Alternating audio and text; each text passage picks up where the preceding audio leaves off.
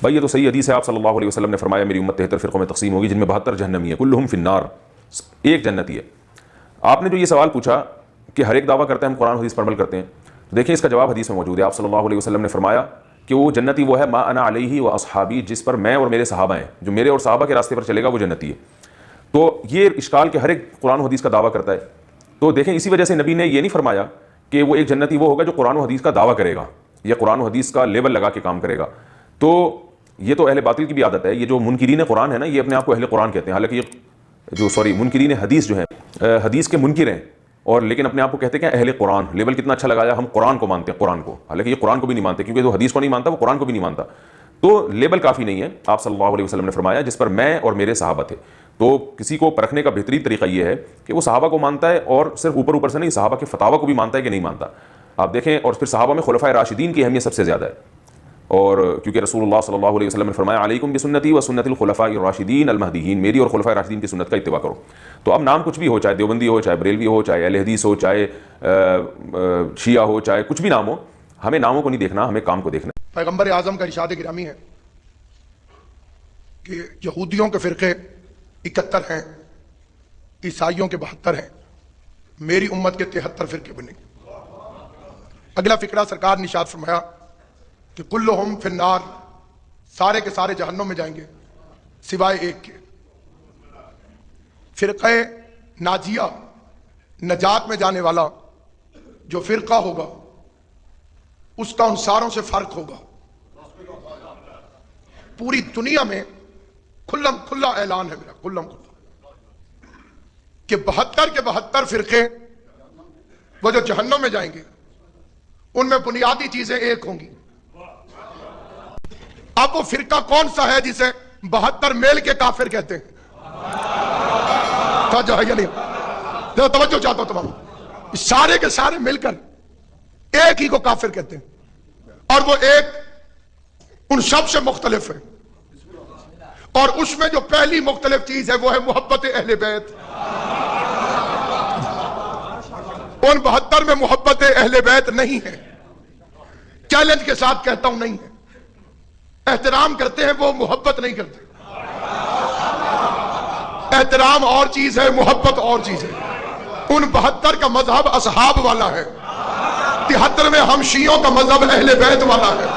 یہ جو جاہلانہ فکرہ عام طور پہ پھیلا ہے، جس کی وجہ سے بعض ذہنوں میں فساد ہے، بعض عقلوں میں فساد ہے، بعض بے وقوفوں میں فساد ہے، جس کی وجہ سے پروپیگنڈا بھی ہوتا ہے، جس کی وجہ سے ایک دوسرے کے ساتھ نفرتیں بھی پیدا ہوتی ہیں۔ میں اگر اسے ایک فکرے میں بیان کروں تو اس طرح سے ہے کہ ساری کی ساری دنیا میں پیغمبر کا دین پیغمبر کے بعد، پیغمبر کا دین پیغمبر کے بعد دو ذریعوں کے ساتھ آگے پھیلا، یا اصحاب کے ذریعے پھیلا یا اہل بیت کے ذریعے پھیلا۔ کچھ لوگوں نے نماز وہ پڑھی جو صحابہ نے بتائی، روزہ وہ رکھا جو صحابہ نے بتایا، آج ویسے کی جیسے صحابہ نے بتائی، زکات ویسے دی جیسے صحابہ نے بتائی۔ ان کا دین اصحاب کے ساتھ ہے، اور ہم مذہب اہل بیت، ہم نے نماز وہ پڑھی جو اہل بیت نے بتائی، روزہ وہ رکھا جو اہل بیت نے بتایا، حج ویسے کی وہ اہل بیت نے کی، اور یہ بھی طے ہے کہ جہاں جس کا پیر جائے گا وہاں اس کا مرید ہے۔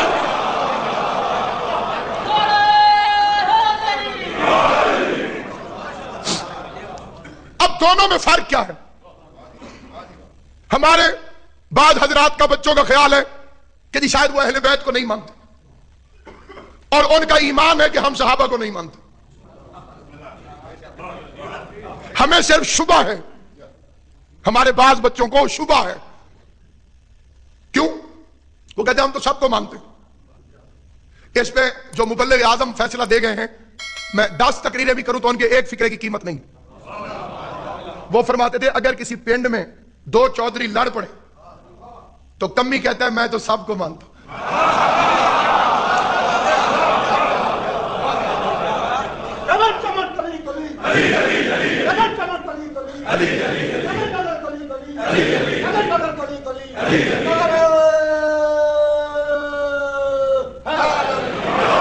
چھوٹی ذات کے بندے کا موقف نہیں ہوتا، بندے کتا پالتے ہوئے بھی نسل دیکھتے ہیں۔ وہ بھی گھوڑا ہوتا ہے جو ٹانگے میں جوت دیا جاتا ہے، وہ بھی ہوتا ہے جسے بندے روزانہ 2-2 ہزار کی خوراک کھلاتے ہیں۔ کہ یہ گھوڑا کتنے کا ہے؟ انہوں نے کہا جی 20 لاکھ دا۔ کہ ہیں 20 لاکھ دا؟ انہوں نے کہا نسلی ہے۔ بندے گھوڑے اور جانور رکھتے ہوئے نسلیں دیکھتے ہیں، تو نے پیر بناتے ہوئے نسلیں نہیں دیکھی۔ یہ آخر آپس میں معاملہ کیا ہے؟ یہ جو 2 نمبر فروٹ بیچتے ہیں وہ کیا کرتے ہیں؟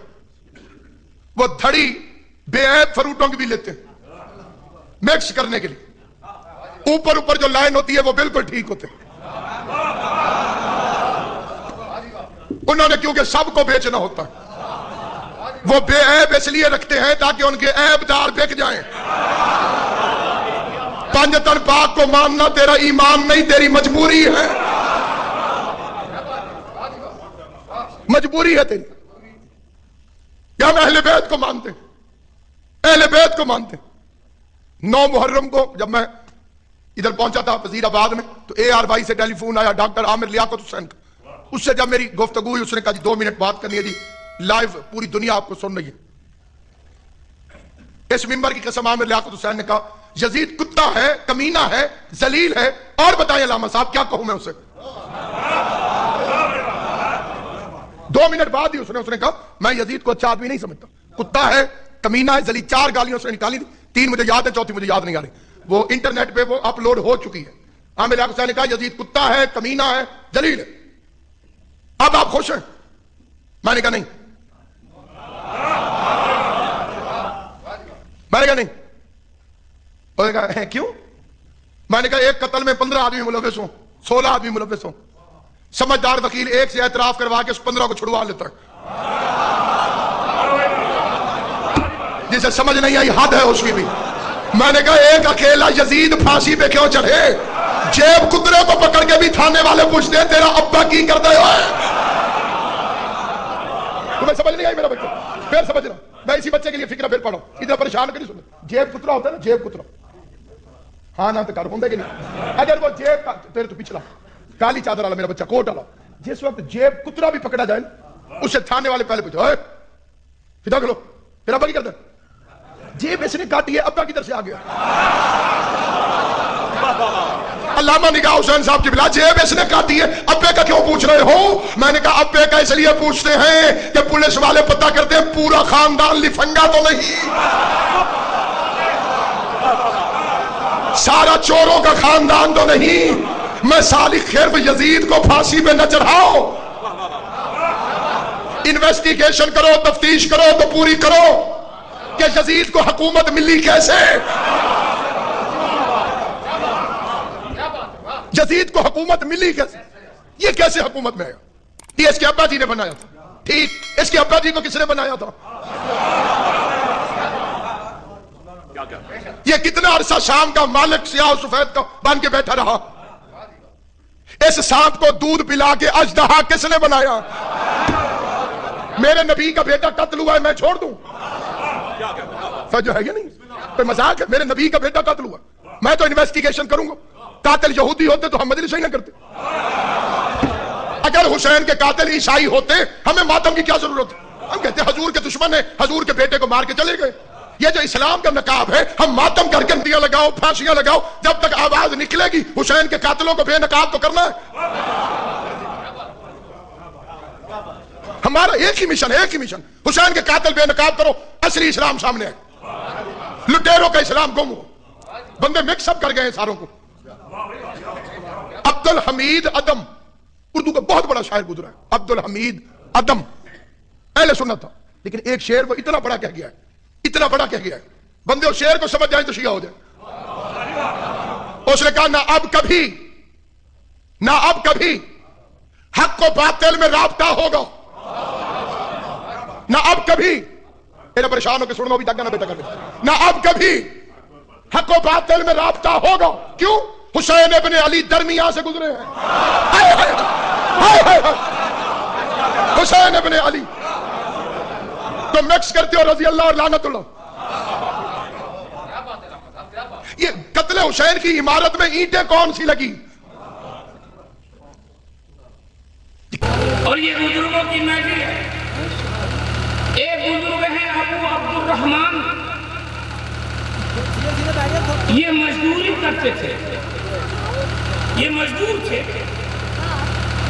ایک دن جب یہ مزدوری کرنے گئے، شام کو آئے، انہیں مزدوری نہیں ملی، بیوی سے کہا کھانا لاؤ۔